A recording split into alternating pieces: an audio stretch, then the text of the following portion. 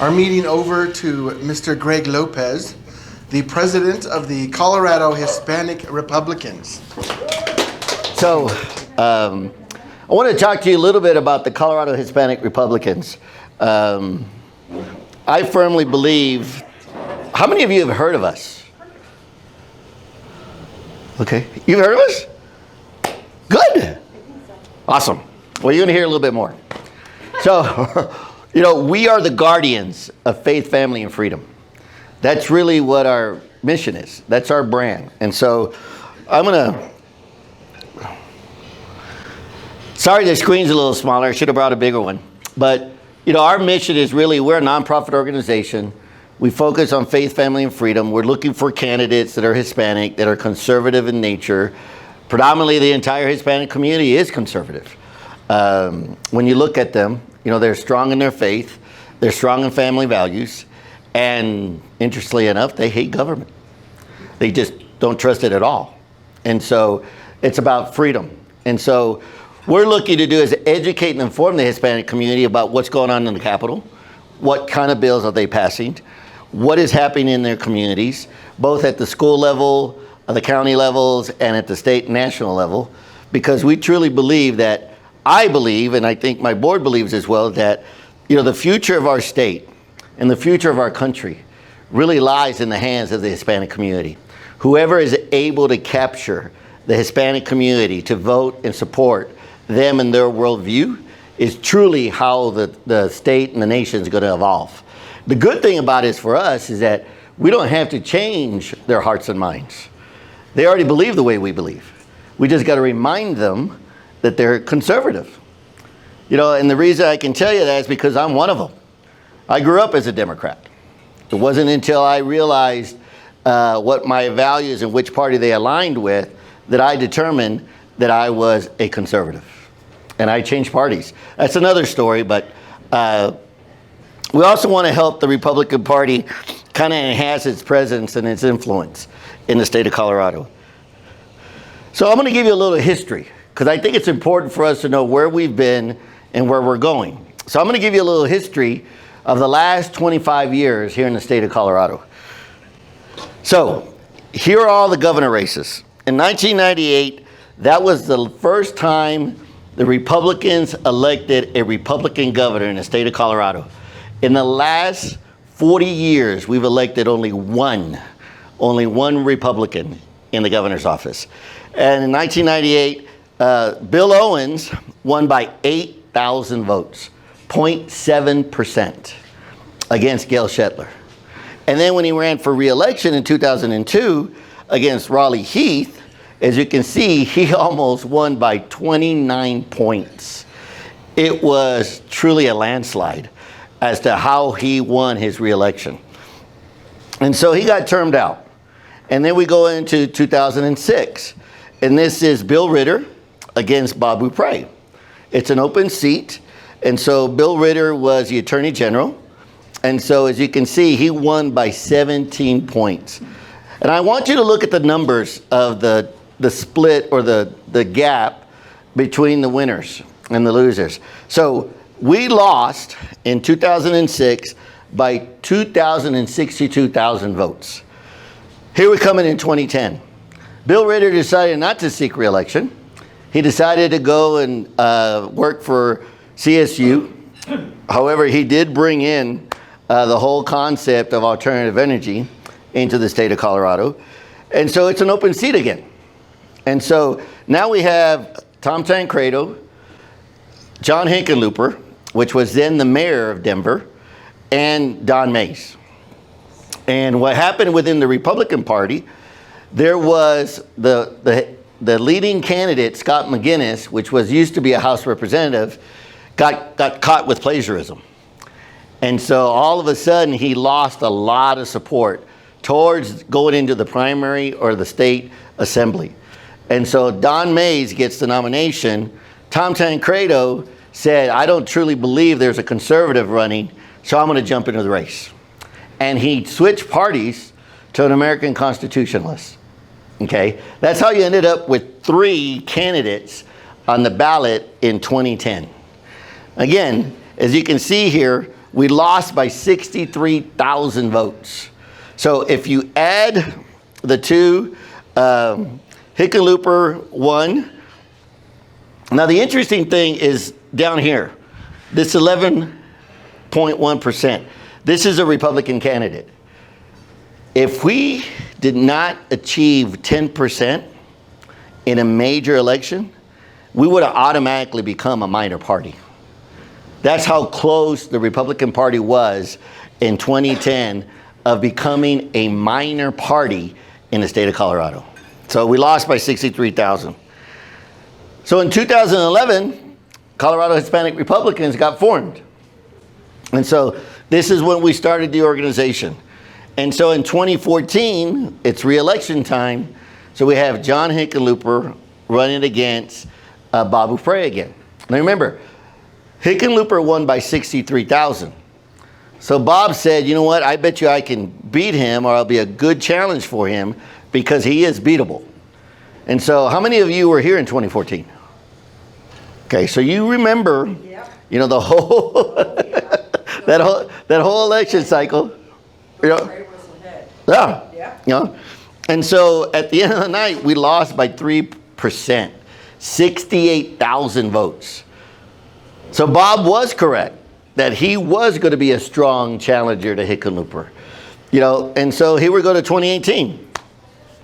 This is, again, an open seat because Hickenlooper's termed out.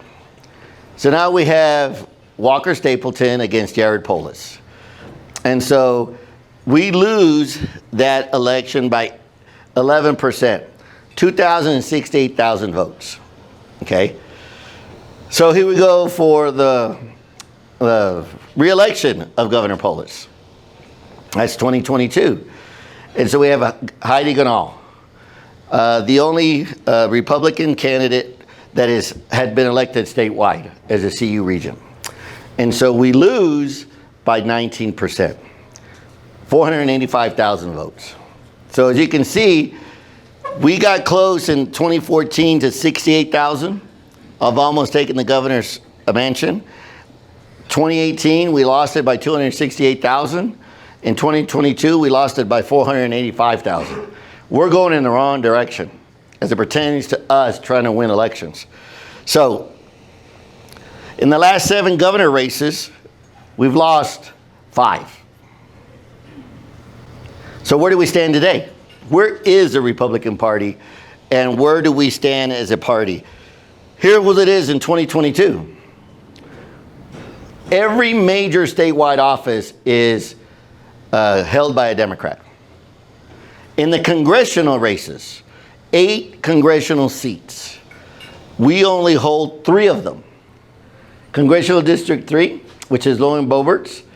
As you recall, she barely won her re-election by 546 votes. If you don't know where that is Pueblo, basically heading all the way west up to Durango, all the way north up to Grand Junction. It's about 23 counties that she makes Congressional District 3 is. It's the entire San Luis Valley. Congressional District 4 is Ken Buck's. That's the eastern slope. Basically all of Weld County, going all the way down to Lamar, and basically coming in, capturing a little bit of Douglas. So it's all the eastern counties. He probably has about 18 of them. Okay? And then we have Doug Lamborn, which is Colorado Springs. That is the military. Okay? And that pretty much that's it. Colorado Springs is the entire congressional district for Congressional District 5. Now what I want you to see is down here in Congressional District 8, we lost that one by 6,000 votes. That was the new congressional district that got formed after the census. So I always like to tell people California lost 2 of the congressional seats because of people migrating out of the state. We ended up acquiring 1 because our population grew. It grew by over 572,000 because that's how much a congressional district is. Okay, so these are where we stand today. Now, where do we stand in the legislature? Where do we stand in the Capitol? Right? These are the laws that we all have to deal with. So in the General Assembly, out of 65 House representatives, only 19 are Republicans out of 65. So they have a supermajority. In the Senate, out of 35, we only have 12. Every Republican could stay home and not show up to work, and they can still run the government because they have a quorum. And this is why you heard in the last session that they were limiting debate. They weren't allowing them to discuss. And really, they really didn't have to because they have the votes. Whatever they want to do, they have the votes to pass. Okay? We have never been in this situation in the state of Colorado, ever. Now, a lot of people will tell me in the Senate, in the entire history of our state, we've never had such a small, any party had such a small number in the Senate. You know, and so when you look at this, you can see why a lot of people are feeling hopeless because a lot of the laws that are being passed, right, that there's no real discussion. If you want to have good government, you must have debate. You must be able to massage and ask and challenge. And that is why it's so crucial to have one of the houses controlled by a different party. Because without that, there's no debate. You know, right now, there's no discussion because if the House approves it on the Democrat side, the Senate will automatically approve it on their side. And it goes directly to the governor. And so there's no real option to try to make these laws better or try to minimize perhaps some of the things that are negative, like the pesticides, right? It's like, hey, let's talk about this. If they don't have the votes, there's no discussion. You know, it's like leadership says this is what we're doing, and that's what happens. So I want to show you something. I took remember the old yearbooks, right? We had all these pictures on the yearbook. So on the left side is all the Democrats in the House. On this side is all the Republicans in the House. You see anything different? Anything stand out to you? We claim we're the big tent, right? We claim we're all inclusive. We want everybody to join us. This is all the diversity on the Democrat side. And this is the diversity on the Republican side. And there's 2 more that you can't see. But this is Representative Richard Hortorf. His mom's Hispanic. Okay? We have Rose Puglisi. She's Italian. Okay? So out of 19, you really don't have a true indication of the representation of the entire community. Okay? But you do see it on the Democrat side. Here's the Senate. We only have 12 out of the 35.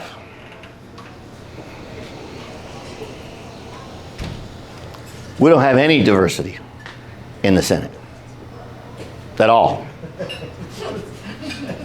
What'd you say? I said we got more cowboy hats. It's all rural Colorado, right? It's rural Colorado. Yeah, these are the ranchers, the farmers, the ag land, right? Where the conservatives are. So I truly believe the Republican Party is on life support. If we don't do something, we're going to, some people are saying pull the plug. There are some people in our party like, just let it die. We'll start over, right? This is where we're at as a party. And so I want to talk to you about the Hispanic population. 1.2 million Hispanics in the state of Colorado. 22% of the population of Colorado is Hispanic. Pretty much 1 out of every 4 is Hispanic.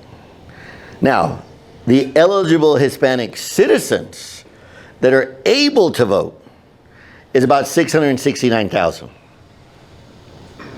Because a lot of people say, oh, Greg, are all those citizens? No. These are just Hispanic, right? These come from the census. But how many can actually vote? About 669,000, okay? Registered Hispanic voters is only 52%. Only 52% of the United States Hispanic Americans are registered to vote. 48% are not. And people ask me, well, Greg, why aren't they voting? Why aren't they registering? And I've asked them. I talked to them. Say, hey, how come you guys aren't registering? How come you're not voting? And they tell me, you know, Greg, we've watched our parents, we've watched our families vote for Democrats and vote for Republicans, and nothing changes for us. Nothing changes for us. Even today, the racial divide is between the blacks and the whites. Where's the Hispanic community? You never hear about the Hispanic community in any discussion. And so they are feeling isolated. They're feeling abandoned. They're feeling like, you know what, we don't matter. So they're not voting. Now, what I want you to remember is what we lost the governor's race by, you know, in 2018. And what did we lose the governor's race by in 2022? In 2018, it was 268,000. In 2022, it's 458,000. There's 669,000 Hispanic American citizens. And they think the way we think. They just don't know it. They don't know they're conservative. You know why? Because we've done a poor job in explaining to them about what we stand for. And that's why we at the Colorado Hispanic Republicans, it's 3 words: faith, family, and freedom. That's what we stand for. So that they, go ahead. Where are most of the Hispanic population located in Colorado? Well, you know, you have a huge number in Denver, okay? I think Denver is about 52%. If you look at the public school system in Denver, about 53% of the students are Hispanic. Greeley is another stronghold, okay? San Luis Valley, Pueblo. Pueblo is about 65% Hispanic, okay? So the entire Alamosa, the San Luis Valley, you know, they're scattered, right? But Denver, Federal Heights, you guys know where Federal Heights is? Federal Heights is about 68% Hispanic. So, I mean, they congregate together just like everybody else, right? But those are the big ones that I can tell you, right? Greeley, Denver, Federal Heights, Pueblo, Alamosa, San Luis Valley, but they're scattered throughout. Okay, I think Jefferson County even has like 42% of their population is Hispanic. Okay, so. Can I ask another question? Sure. I'm sorry. No, go ahead. What percentage of the Hispanic population is Gen Z, for example, or Gen X, the younger population that votes? Well, and this is where it gets a little skewed, right? Because we don't know who's voting. All we know is their ethnicity, right? And so I would tell you that I think 38% of the Hispanic population is between the ages of 18 and 32. Okay? And then about 40% are between the ages of 44 to 60. And then the rest. Okay? But as far as who's voting and in those brackets, I couldn't tell you right now. I will tell you how they're registered though. Right? Out of the 352,000 Hispanic Americans that are actually voting, 43% are registered unaffiliated. 45% are registered Democrats, and 12% are registered Republicans. Now, why such a big number in the Democrat side? I'll tell you. Because I'm one of them. I grew up this way. The mantra in the Hispanic community is the Democrats are for the poor and the Republicans are for the rich. That's it. Doesn't get any more complicated. And so because of that, and the one thing about the Hispanic community is we're loyal. We follow tradition. We don't buck tradition. And so if our family is Democrats, we vote Democrat. You know, if our family is Republican, we vote Republican. You know, but again, it's only because they don't know. They don't know what the parties stand for. Okay? Think about it. They don't teach it at school.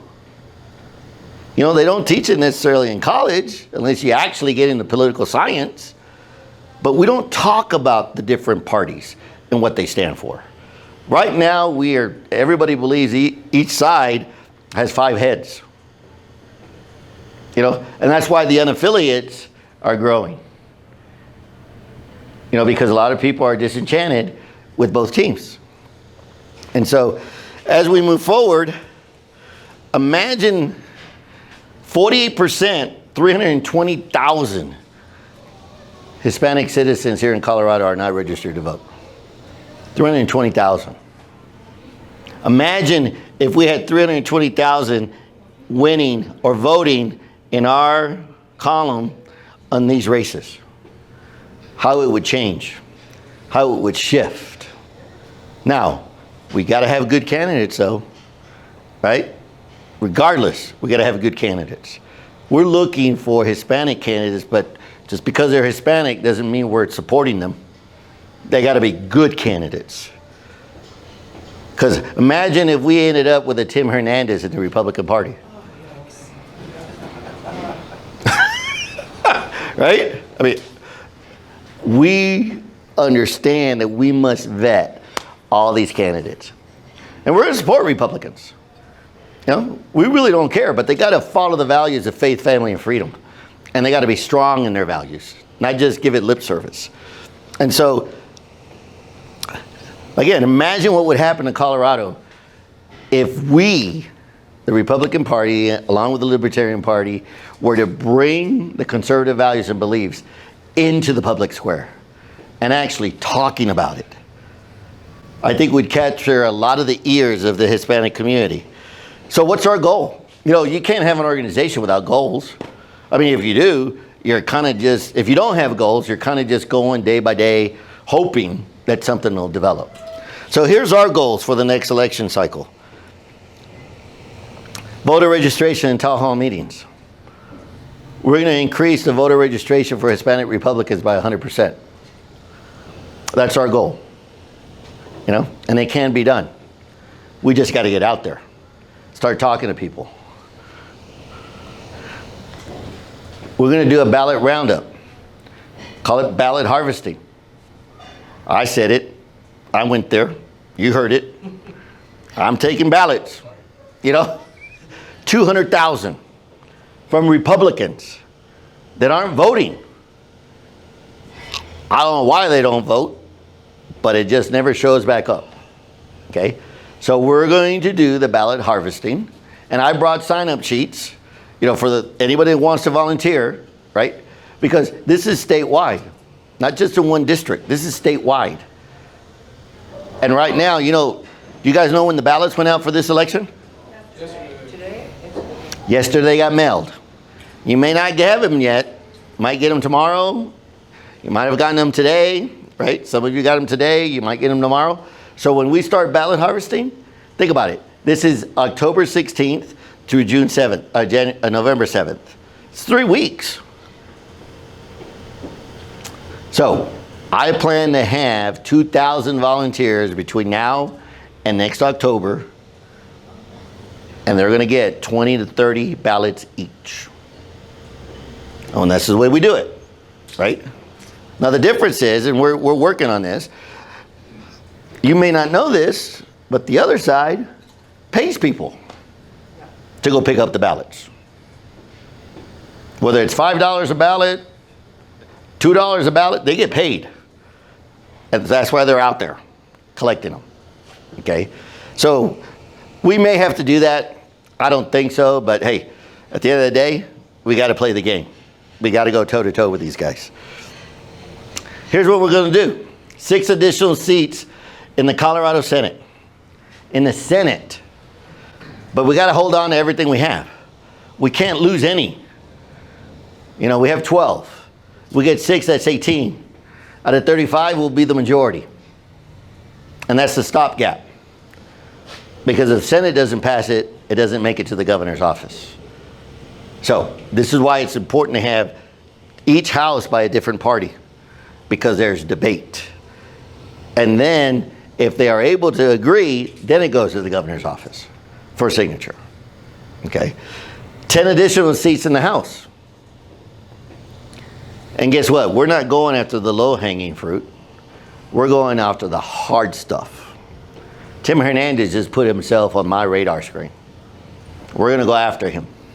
We're going to go after that district. You know, so we're going to go and find candidates. We're going to go and find candidates in predominantly Hispanic districts. And we're going to go educate them about how their representatives are voting. Because they don't have a clue about how they're voting. Most of us don't. If you don't get involved, you have no idea that they passed 500 laws in the last session. 500. They do that every year. So think about it. Since Governor Polis has been there, 3,000 new laws in the last 6 years. So when you're saying, how do we probably break 2 or 3 laws every day? We don't even know it. The legislature doesn't even write them. They have the special interest groups. Yeah, exactly. Exactly. We're going to win Congressional District 8. Remember I told you we lost that one by 1,600 votes? That's up in Greeley. That's Adams County. The battle is going to be in Adams County. It's not going to be up in Greeley or Weld. It's going to be in Adams. Okay? Why? That's predominantly where the Hispanic community is.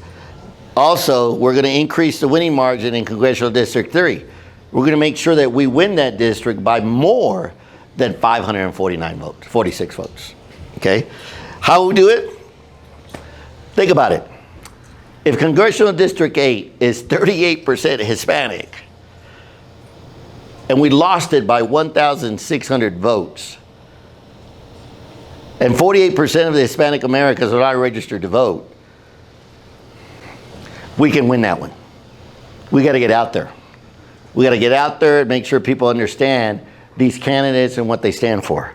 Right now, there are 3 candidates running for Congressional District 8. Gabe Evans, Scott James, who's the third one? There's another one. It'll come to me. And then in Congressional District 3, 25% of that district is Hispanic. 25%. So we're going to go after them. So what can you do to help us? Pretty simple. My goal is in the next 2 years, every Hispanic in the state of Colorado, when you mention the word Republican, they're going to think 3 words. What do you think they're going to think? Faith, family, and freedom. So that's what I need you to do. How many of you know Hispanic people? So next time you're talking about politics or it comes up on TV, you know, you say, hey, did you know the Republican Party stands for faith, family, and freedom? That's what we stand for. We got to change the narrative of who we are and who we fight for. And so be a part of the ballot roundup. Let's get our people to vote. Let's get them to exercise their civic duty. It's a responsibility. You know, we only ask everybody to vote every 2 years. Just ask you to vote. You know, in Colorado, even though I don't support it, but that's the way it works, the mail ballot, it comes into your house. You don't even have to go stand in line. I'd rather stand in line. But right now it's coming in your house. And the fact that it doesn't make it back into the mailbox, that's just a shame. Because we only ask you to fill it out once every 2 years. That's it. Okay? 2 months in Denver. Yeah. Yeah. Become a member. We're a member organization. We're a nonprofit. Okay? So you can become a game changer at $15 a month. You can become a guardian at $35 a month. Or you can be a grandio, which means grand, right? At $50 a month. We're a nonprofit organization just like anybody else. We're trying to get our word out. Here's our goal. We're going to look to raise $3 million in the next 3 years, 2 years. I broke it down. You're right? $15 a month, lump sum, 4 years, $200. We're going to raise $1.8 million. You know how many of these people I need? 9,000. You know how many registered Republicans in the state of Colorado are? Almost a million. 1 million people are registered Republicans. And I'm looking for 9,000 of them to say, I will do $15 a month or $200 a year. They're out there. I know they're out there. I just got to find them. The Guardian at $35 a month. That's $400 a year. 750,000. I only need 1,875 of them out of 1 million. You think we can find those people? Should be out there, right? The Garduños. 450, 600,000. We're to do almost 500,000. Only need 750 of them. And if they do it on a monthly basis, folks, this is like how many of you are business owners? What's the one thing that you must always have as a small business owner? Write-off said, but what's even more important than write-off? Customer retention. Cash flow. Cash flow. You need cash flow. If you don't have cash, you don't have write-offs. Right? So cash flow, cash is king. Right? And so here it is. Almost 1.6 million registered Republicans. I'm looking for 11,000 of them. 11,000. It can be done.